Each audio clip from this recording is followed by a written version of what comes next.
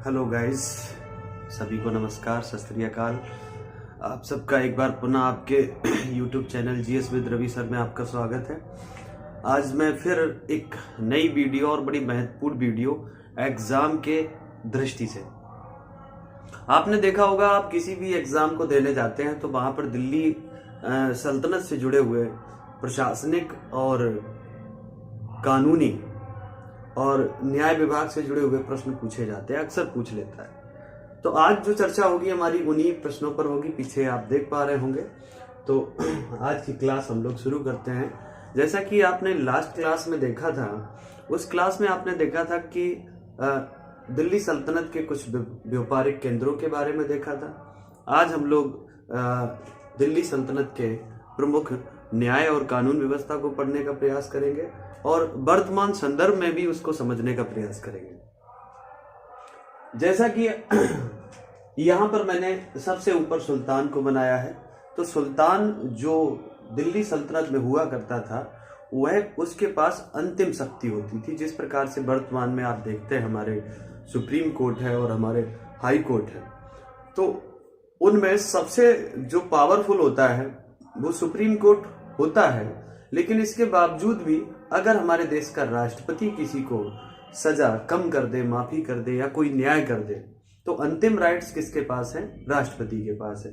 ठीक इसी प्रकार से दिल्ली सल्तनत में भी अंतिम स्रोत जो था न्याय का वो सुल्तान के पास था। लेकिन अब यहाँ पर दिल्ली सल्तनत में दो प्रकार से आपको जुडिशरी देखने को मिलती है, न्याय व्यवस्था देखने को मिलती है। पहली व्यवस्था जिसे सद्र या मुफ्ती बोलते थे। सद्र या मुफ्ती जो भी व्यक्ति बनाया जाता था, जो भी सद्र या मुफ्ती होता था, वह धार्मिक मामलों के जो मुकदमे होते थे उन पर वह चर्चा करता था। तो यहाँ पर ध्यान रखना, धार्मिक मामलों पर न्याय देने का अधिकार सद्र या मुफ्ती को होता था।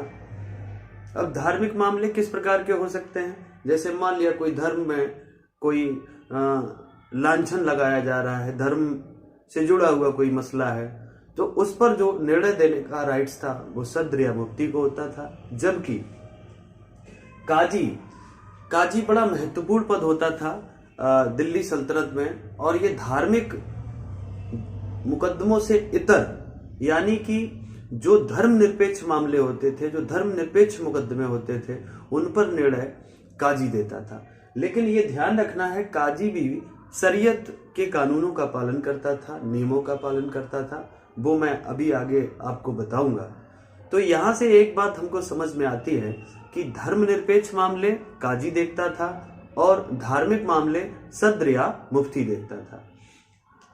आपने पीछे पढ़ा भी है, एमबीटी के काल में, मोहम्मद बिन तुगलक के काल में एक मोरक्को का तीर्थ यात्री आया था जिसे दिल्ली का काजी नियुक्त किया था। आप कमेंट बॉक्स में बताना कि काजी के पद पर पहला विदेशी व्यक्ति कौन था जिसे एमबीटी ने नियुक्त किया था। कमेंट बॉक्स में अगर आप वीडियो पूरा देखते हैं तो कमेंट बॉक्स में ये जवाब जरूर देना। आगे चलते हैं।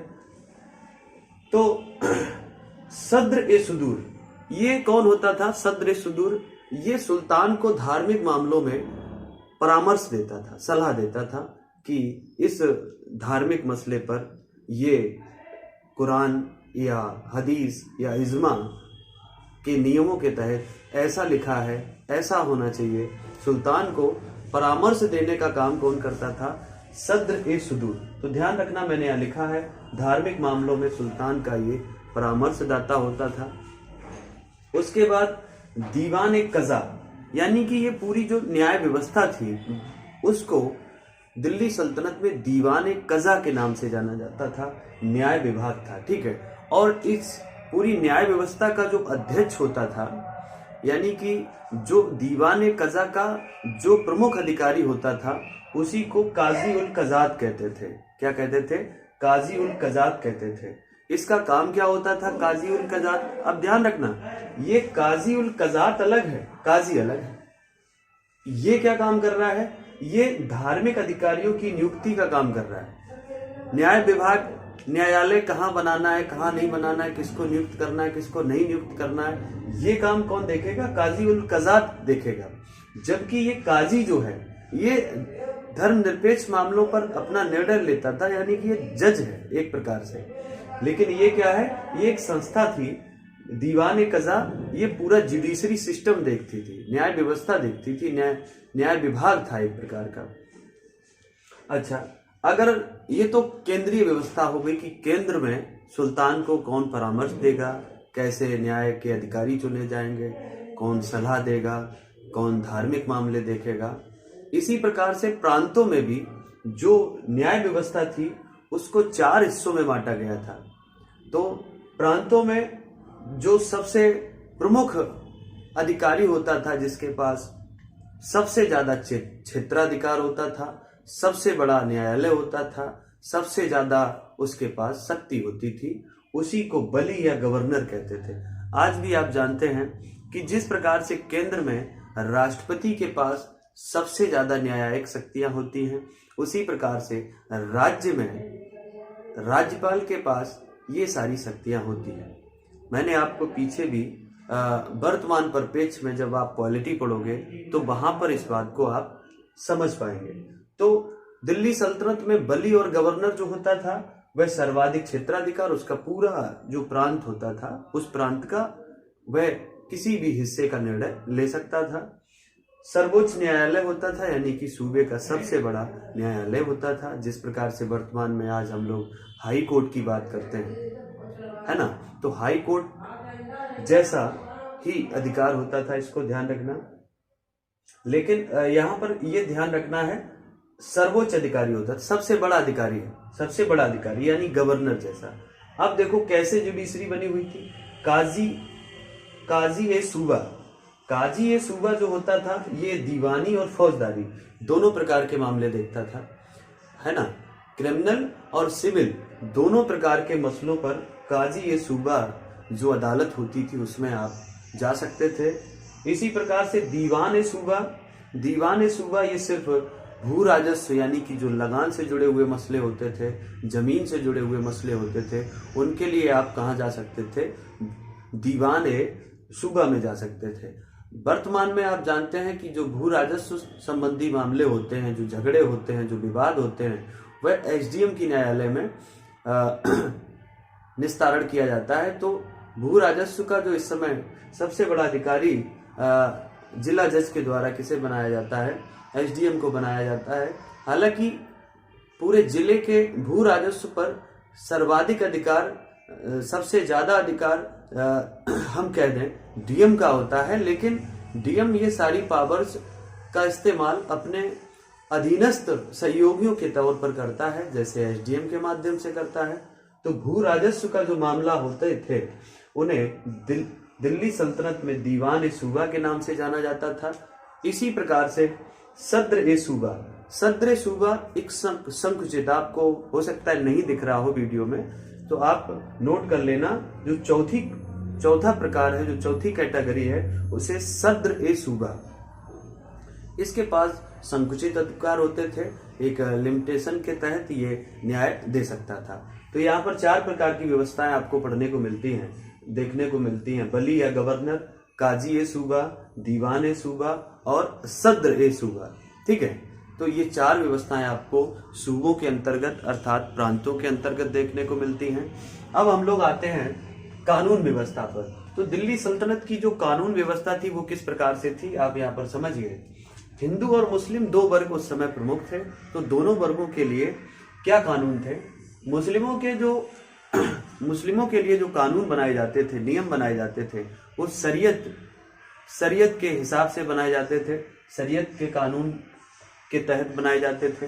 और जबकि हिंदुओं के लिए जो कानून बनाए जाते थे वो परंपराओं और धार्मिक आधार को मानकर उनके लिए कानून बनाए जाते थे। तो अगर आप लोग यहाँ पर ध्यान देंगे कि दोनों वर्ग, हिंदू और मुस्लिम, दोनों के कानून किस तरीके से बनाए जा रहे थे, तो मुस्लिमों के लिए शरीयत के कानून अहम थे, जबकि हिंदुओं के लिए जो हमारी ट्रेडिशंस थी, जो हमारे रिलीजन थे, जो धर्म और परंपराओं से हम लोग जुड़े थे, उसी आधार पर हमारे कानून भी बनाए जाते थे। साथ में यहाँ पर ध्यान रखना, अगर हम लोग बात करें मुस्लिम कानून के स्रोत, तो मुस्लिम कानून के स्रोतों में आपको 4 प्रमुख तथ्य देखने को मिलते हैं। पहला आपको देखने को मिलता है कुरान। कहां से मुस्लिमों के कानून बनते हैं, तो इसमें आप सबसे पहला पॉइंट यहां ध्यान रखना, कुरान। कुरान क्या है? मुस्लिम कानूनों का प्रमुख स्रोत माना जाता था। ध्यान रखना, आज भी हम लोग जो न्यायपालिका चलती है वो कुरान के आधार पर भी चलती है। कुरान में जो लिखा है, जो कुरान में उल्लेखित है, उसी के आधार पर जुडिशरी काम करती है। मुस्लिम लॉ बोर्ड के तहत जो हमारी जुडिशरी है वो काम नहीं करती है। ठीक है, ये बात ध्यान रखना। जो मुस्लिम पर्सनल लॉ है वो इन्हीं चीजों पर आधारित है, इन्हीं के आधार पर मुस्लिम पर्सनल लॉ बोर्ड बनाया जाता है और वो इन्हीं के आधार पर अपना निर्णय लेता है। कुरान सबसे बड़ा हो गया। दूसरा हदीस। हदीस के विषय में ध्यान रखना, इसमें क्या है? पैगंबर साहब के कथनों एवं कार्यों के द्वारा जो उल्लेख और जो नियम बनाए गए हैं उन्हीं को क्या कहते हैं? हदीस कहा जाता है। और यहाँ पर जो तीसरा पॉइंट आप देख रहे हैं, इज्मा। इज्मा क्या है? मुस्लिम विधि वेत्ताओं द्वारा व्याख्यातित कानून, जो अल्लाह की इच्छा, जिन्हें अल्लाह की इच्छा माना जाता है। बहुत सारे ऐसे योग्य और कुशल लोग थे जो क्या करते थे? मुस्लिम विधि वेत्ता होते थे और वह अपने व्याख्यान के द्वारा कानून जो बनाते थे उसी को अल्लाह की इच्छा मानकर इज्मा बोला जाता था। ठीक है, तो मैंने यहाँ मेंशन कर दिया है इज्मा क्या था। इज्मा कयास तर्क और वितर्क से व्याख्यातित कानूनों का संग्रह होता था। तर्क और वितर्क, ये बात अच्छी है, गलत है, खराब है, उसके लिए तर्क और वितर्क का होना बहुत जरूरी है।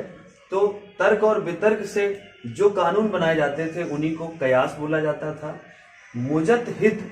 मुजतहिद कौन होता था? इस्लामिक कानून के विशेषज्ञ होते थे। कौन होते थे? इस्लामिक कानून के विशेषज्ञ को क्या कहते थे? मुजतहिद कहा जाता था। जिस प्रकार से आज वर्तमान में हम लोग वकील देखते हैं, लॉयर देखते हैं, उस समय मुजतहिद बोला जाता था। इसके अलावा यहाँ पर ध्यान रखना, जाब्ता या जवाबित। जाब्ता या जवाबित सुल्तान द्वारा स्वतंत्र रूप से बनाए हुए कानूनों को जाब्ता या जवाबित कहा जाता था। ठीक है, आप लोग ध्यान रखना। तो ये रही दिल्ली सल्तनत की न्याय व्यवस्था और कानून व्यवस्था। उम्मीद है आपको वीडियो पसंद आएगा और आपकी परीक्षाओं में बड़ा हेल्पफुल होगा। तो आज की क्लास यहीं ओवर करते हैं।